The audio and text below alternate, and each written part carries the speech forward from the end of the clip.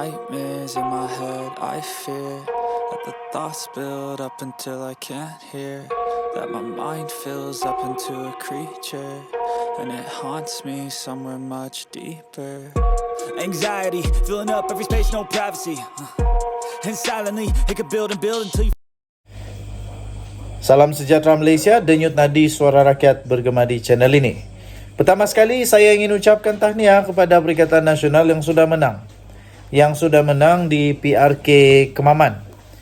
Okey, walaupun begitu tiba-tiba ada lagi pula spekulasi kawan-kawan main-main. Diorang main-main lah. Diorang buat lawak jenaka. Kononnya sekali lagi PRK ni mungkin batal dan buat lagi. Dulu diorang bilang dibatalkan kerana ada rasuah. Jadi saya tanyalah, jadi kenapa apalagi sekarang pula punya isu? Kenapa pula kali ini kena batal lagi kalau dulu rasuah? Kali ini apa lagi? Takkanlah pula hanya kerana Muhyiddin Yassin yang sedang disiasat dan disahkan oleh Timbalan Ketua Polis Negara bahawa kertas siasatan telah dibuka kepada Muhyiddin Yassin untuk disiasat kerana didakwa telah mengeluarkan kenyataan-kenyataan yang menyentuh 3R. Takkanlah pula itu pun akan jadi isu sehingga menyebabkan PRK ini batal. Takkanlah pula, saya kata dengan kawan-kawan. Tapi mereka kata, mana tahu rasuah lagi? Tidaklah. Kali ini saya rasa terbukti bahawa di Kemaman memang Perikatan Nasional kuat.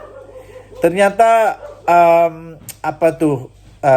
semua undian-undian secara terbuka di dalam channel saya yang saya buat untuk PRK Kemaman ini ternyata terpesong tersalah lah. Dan PN bukan saja mengekalkan kemenangan tapi juga telah membuatkan majoriti jauh lebih besar daripada sebelum ini.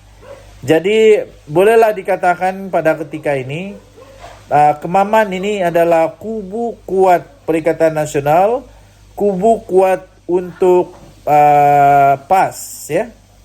Jadi adakah selepas ini pula Menteri Besar Terengganu ini seperti yang disuarakan oleh Mahathir yang kata dia ini layak jadi Perdana Menteri, kemudian Muhyiddin pun kata dia ada kualiti menjadi Perdana Menteri, adakah akan jadi kenyataan ataupun kualiti yang Muhyiddin nampak dia itu jadi Perdana Menteri adalah seperti kualiti dia yang ramai orang kata dia ini PM gagal, Perdana Menteri gagal Malaysia, Muhyiddin Yassin. Walaupun saya tidak setuju dia gagal, tapi ramai orang cakap dia gagal lah. Kasihan juga kepada Muhyiddin Yassin. Jadi Perdana Menteri yang amat pendek.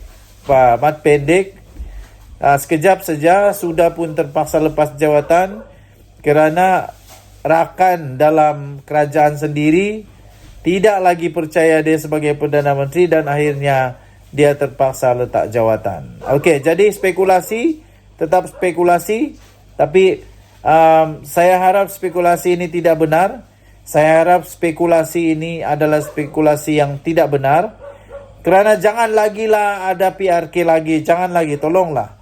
Dan tolonglah jangan lagi ada rasuah dalam pilihan raya. Membazir duit Malaysia, membazir duit negara. Ingat berapa ringgit mau buat PRK, ingat sikit-sikit. Kalau PRK punya duit itu dibuat untuk bantu rakyat miskin, berapa ribu orang boleh dibantu?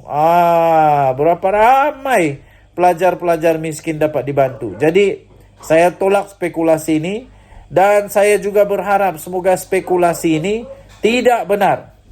Walaupun hanya main-main, lawak jenaka, melawak kawan-kawan buat joke sebenarnya, tapi walaupun joke, saya dengan serius menolak joke ini daripada berlaku kenyataan.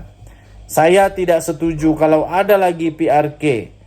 Saya tidak setuju kalau ada lagi. Dan harap-harap tiada lagi lah rasuah dari siapa-siapalah. Tiada lagi rasuah. Hentikanlah rasuah. Kalau main dengan jujur. Kalau main politik yang baik. Jangan buat politik yang berdosa. Tiada guna menang kalau hanya rasuah. Tapi ini terbukti bukan rasuah, boleh menang.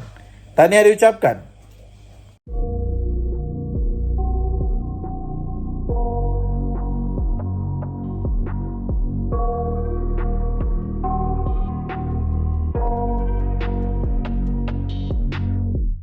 I got nightmares in my head, I fear that the thoughts build up until I can't hear, that my mind fills up into a creature, and it haunts me somewhere much deeper. Anxiety, filling up every space, no privacy. And silently, it could build and build until you... Salam sejahtera Malaysia, denyut nadi suara rakyat bergema di channel ini. Aman Palestin cuba untuk memberi amaran lah kononnya lah kepada SPRM dengan memberikan 3 hari untuk SPRM bertindak untuk menyah beku akaun-akaun mereka. Rasanya mereka ingat SPRM, rasanya lah mereka ingat SPRM akan tunduk dengan begitu, sebab mereka kata akan buat tindakan undang-undang kalau SPRM tidak menyah beku akaun mereka dalam 3 hari. Akhirnya SPRM bagi jawapan paling padu. Ingat SPRM takut? SPRM tak takut lah. SPRM tak takut. Lagipun yang pegang kad ini bukan Aman Palestin, tapi SPRM. Tahu SPRM? Yang sekarang ini dalam keadaan yang salah, terdesak, yang dalam keadaan bukanlah kelebihan berpihak kepada anda, ialah Aman Palestin. Beku akaun Aman Palestin, SPRM akhirnya sedia untuk kemukakan justifikasi kepada mahkamah. Makna kata begini, SPRM tak takut dan sedia untuk lawan di mahkamah. Sedia untuk lawan di mahkamah. Apalagi Aman Palestin, kalau betul-betul kamu berani, pergilah buat dakwaan kepada SPRM. SPRM tak takut, mereka sedia untuk lawan. Tapi kalau kamu sudah memang betul-betul mau lawan SPRM, pastikan kamu pun sedia untuk sebarang keadaan ataupun sebarang kesan-kesan lah yang akan datang. SPRM tidak akan main-main. SPRM akan korek sampai ke lubang cacing. Jadi kalau memang kamu ada rasa 1-2 salah, lebih baik bekerjasamalah dengan SPRM. SPRM bersedia untuk mengemukakan justifikasi kepada mahkamah berikutan isu pembekuan aset pertubuhan bukan kerajaan NGO Aman Palestin. Bos SPRM sendiri, Tan Sri Azam Baki, tampil dan berkata tindakan di dalam pembekuan aset itu merupakan prosedur biasa yang dilakukan oleh SPRM. Yang Aman Palestin terus moroyan habis. Kenapa? Memang itu prosedur biasa. Memang prosedur biasa, bukan kamu saja yang kena begitu. Siapapun kalau ada memang begitu, ada siasatan, memang begitu yang akan dibuat. Malah Bersatu pun kena tahu. Bekas Perdana Menteri punya parti sendiri kena. Ada apa dengan Aman Palestin sampai tidak mau kena? Siapa orang kuat di sana sampai tidak mau kena? Bersatu yang ada bekas Perdana Menteri pun kena, apalagi yang biasa-biasa aja nih. Jadi janganlah nak perasan yang kamu ni special sampai tidak boleh untuk disiasat, tidak boleh untuk diambil tindakan oleh SPRM mengikut prosedur. Ini prosedur biasalah, bukan ada sebarang niat jahat ke tidak. SPRM menjalankan siasatan secara profesional dan adil tanpa sebarang niat jahat atau ada apa-apa prasangka buruk pada mana-mana pihak. Betul tuh. Terpulanglah kepada mana-mana pihak untuk mengambil tindakan undang-undang sekiranya mereka berasa ada keperluan untuk berbuat demikian. Jadi SPRM sedia untuk mendedahkan kepada mahkamah justifikasi mengapa pembekuan aset itu dibuat. Katanya dalam satu kenyataan pada Selasa. Jadi apalagi? Ini lampu hijau nih. Kalau berani pergi saman ataupun pergi saman SPRM, pergi dakwa SPRM kalau beranilah. Tapi pastikan kamu betul-betul boleh menang. Kalau tidak, nanti kamu sendiri yang susah. Jelas bos SPRM ini tindakan membeku aset ini juga selaras dengan undang-undang yang sedia ada terhadap mana-mana siasatan jika dia perlu. Ini Section 44(1) saya beritahu. Tindakan pembekuan aset bagi membantu siasatan adalah berdasarkan Section 44(1) ini. Yaitu AMLA TF PUAA 2001 yang memberi kuasa kepada suatu agensi penguat kuasa untuk mengeluarkan perintah membekukan harta mana-mana orang. Ia adalah tindakan yang biasa dijalankan dalam mana-mana siasatan sekiranya ada keperluan, katanya.